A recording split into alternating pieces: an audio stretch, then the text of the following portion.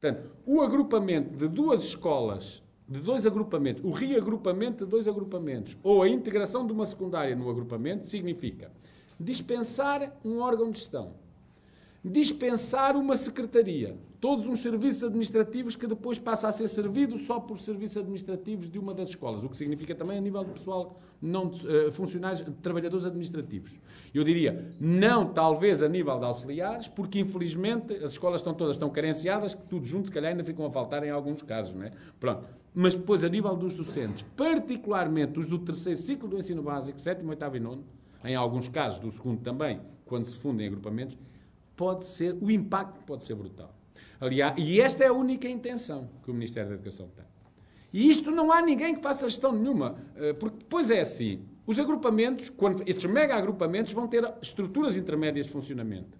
Por exemplo, o Conselho de Docentes dos professores do primeiro ciclo pode ter 150 professores.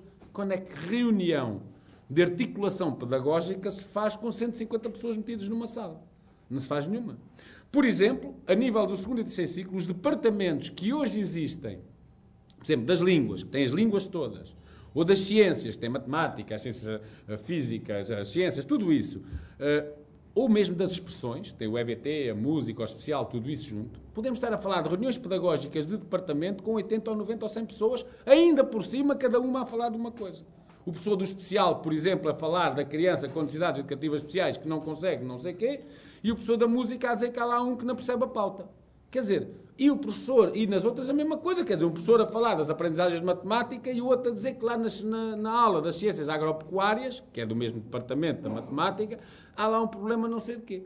Isto não tem nenhum sentido. Do ponto de vista pedagógico, é a liquidação do funcionamento e da organização pedagógica de uma escola com estes mega agrupamentos. É a liquidação. Passa a haver o diretor, que vai ter que ter uma relação cada vez mais impessoal com as famílias, porque se é um agrupamento com 3.000 alunos, quer dizer, não há diretor nenhum que se relacione, ninguém conhece ninguém, não é? E vamos ter, portanto, um número brutal, como eu disse, de crianças e de professores. Um agrupamento com 3.000 professores, com 3.000 alunos, aliás, um agrupamento com 3.000 alunos pode ter qualquer coisa como 400 professores. Portanto, isto é um bocado a lógica de outros serviços públicos. Já houve esta lógica nas polícias, nas super esquadras, depois desistiram, porque afinal era mau. Agora está a haver na saúde, com o encerramento de muitos centros, e o que está a acontecer é que com o encerramento de centros de saúde e de hospitais de proximidade e a centralização em grandes unidades está a fazer com que muitas destas entupam e com que as pessoas que em meia hora ou numa hora eram tratados lá na terra, passam a noite inteira no hospital com uma coisa verde à espera que chegue a vez dele, ou cor de laranja, ou lá que cor é, não é? E agora vão fazer a experiência completamente irresponsável também nas escolas. Isto vai fazer com que em muitas escolas nós vamos ter no mesmo pátio, não necessariamente mal se for organizado, mas tinha que ter pessoal administrativo, tinha que ter pessoas em número suficiente, crianças desde os 10 aos 19 anos. Vamos ter os do 5º, do 6º, do 7º, do 8º, do 9º, do 10º e vamos ver se em alguns casos, inclusivamente, isto não pode ir desde o primeiro ciclo. Não estou a dizer que por isso temos aqui potencialmente uma situação desgraçada e de grande violência, mas temos aqui situações complexas, porque temos aqui diferenças de idades muito grandes em escolas que todos nós sabemos têm deficiência de pessoal, auxiliar e poucos professores. Portanto, aquilo que o Ministério está a fazer, a tentar fazer, e o que anunciou com isto, da constituição dos agrupamentos, e, portanto, eu estou a falar nisso porque, curiosamente, a medida está no mesmo documento que o Ministério da Educação tem em apreciação, mas não se fala, porque é uma questão que parece mais técnica, menos mediática, não se percebe tão bem, porque isso, os agrupamentos já lá estão. Esta, do ponto de vista do emprego dos professores, é mais brutal, ainda mais brutal. Do ponto de vista do trabalho pedagógico, que deve ser o que orienta a atividade de uma escola.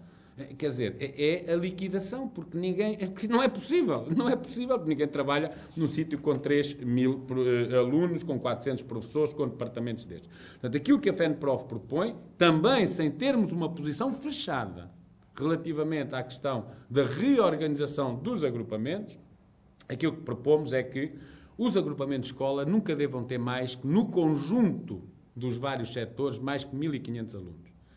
E mesmo 1.500 alunos já é muita gente, porque ainda por cima estamos a falar de alunos distribuídos por jardins de infância, escolas do primeiro ciclo, estamos a falar de EB2, 3 e secundárias.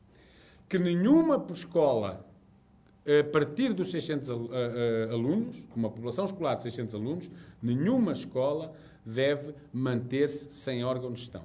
Nós temos experiências, nem é com tantos alunos. Portanto, há uma experiência em Coimbra, Montemoro Velho, em que já 2 escolas EB23, 2 agrupamentos pequenos, se fundiram. O agrupamento de Montemoro com o agrupamento de Pereira do Campo. Pereira do Campo era uma EB23. Nós entramos na EB23 de Pereira do Campo, onde não há um órgão de gestão, e nós encontramos 80 professores completamente à deriva. Qualquer problema que acontece não tem a quem se dirigir. E tem que ir telefonar para a outra. Agora imagine-se isto numa escola com 1000 alunos, que tem que ir telefonar para a do lado que tem 1500, onde o diretor tem mais que fazer do que estar a... Isto é uma coisa brutal que não tem em conta situações concretas do terreno. Isto é de quem não está preocupado com o que se passa no terreno, de quem não conhece, de quem conhece mas não quer saber, de quem está com uma postura irresponsável e, principalmente, a parte deste Ministério, de quem está para prosseguir aquilo que foi feito para a equipa anterior e que ela não teve condições, a equipa anterior, para prosseguir até aqui e que esta equipa quer agora prosseguir da pior forma. Portanto, número máximo de alunos por agrupamento não deve ultrapassar 1500. A partir dos 600, dizemos, o agrupamento deve manter-se, a escola deve manter-se como unidade de gestão autónoma. Sempre que haja alunos do 5º ao 12º ano, abrangendo aqui 3 ciclos, ou mesmo do primeiro ciclo ao 9º ano, que também acontece em alguns casos, porque o encerramento de escolas também tem impacto no funcionamento dos agrupamentos através de uma coisa que o Ministério chama o efeito de cascata, que é assim, as escolas, e por isso é que eles também agrupam, eles fecham as escolas do primeiro ciclo, e a seguir transferem os meninos para as EB23, que pomposamente chamam Centro Educativo, mas que é a mesma que já lá estava. Fizeram lá umas sanitas mais pequeninas para os meninos lá chegarem e tal. Centro Educativo é a EB23. Transferem para lá os meninos do primeiro ciclo. Depois, como já não cabem todos, pegam-nos do terceiro ciclo e transferem-nos para as secundárias.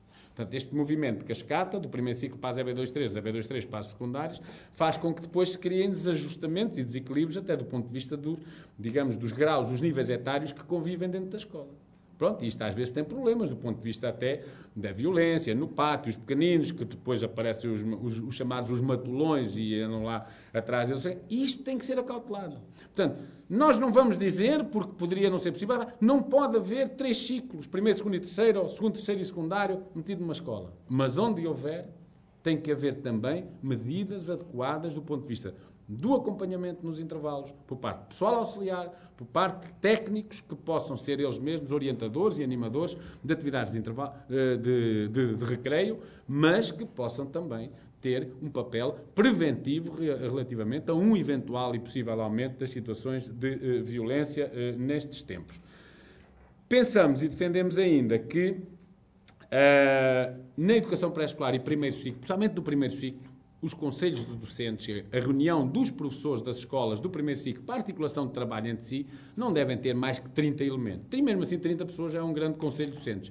Há agrupamentos que têm 100, 120, 150 professores, têm muitas escolas e escolas grandes, e que, quando assim for, têm que ser partidos em 3 ou 4 conselhos docentes, que tenham a ver com afinidades geográficas, sob pena de não funcionar. Não serve para nada, só serve para estar tudo à conversa, uma grande confusão, por 150 pessoas não se conseguem, obviamente, orientar, pelo menos minimamente, com a intervenção de todos, numa reunião.